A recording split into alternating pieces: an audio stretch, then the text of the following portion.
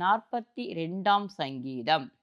மானானது நீரோடைகளை வாஞ்சித்து கதறுவது போல தேவனே, என் ஆத்துமா உம்மை வாஞ்சித்து கதறுகிறது.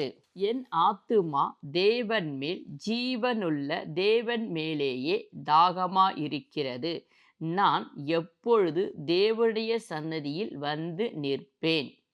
உன் தேவன் எங்கே என்று அவர்கள் நாள்தோறும் என்னிடத்தில் சொல்லுகிறபடியால் இரவும் பகலும் என் கண்ணீரே எனக்கு உணவாயிற்று.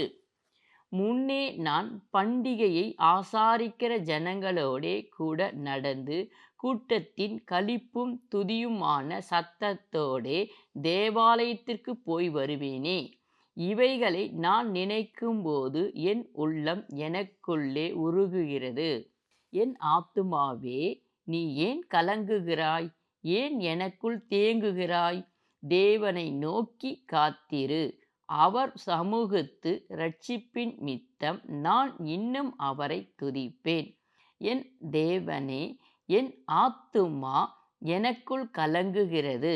ஆகையால் யோர்தான் தேசத்திலும் எர்மோன் மலைகளிலும் சிறு மலையிலும் இருந்து உம்மை நினைக்கிறேன். உமது மதகுகளின் இரைச்சலால் ஆழத்தை ஆழம் கூப்பிடுகிறது. உமது அலைகளும் திரைகளும் எல்லாம் என்மேல் புரண்டு போகிறது.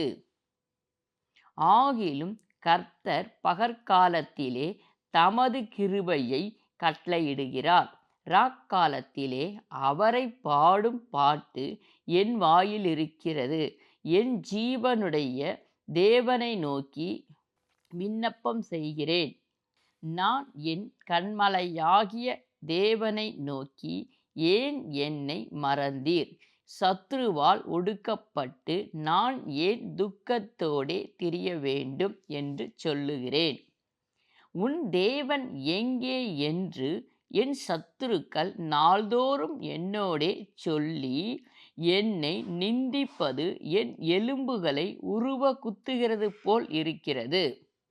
என் ஆத்துமாவே, நீ ஏன் கலங்குகிறாய்? ஏன் எனக்குள் தேங்குகிறாய்? தேவனை நோக்கி காத்திரு.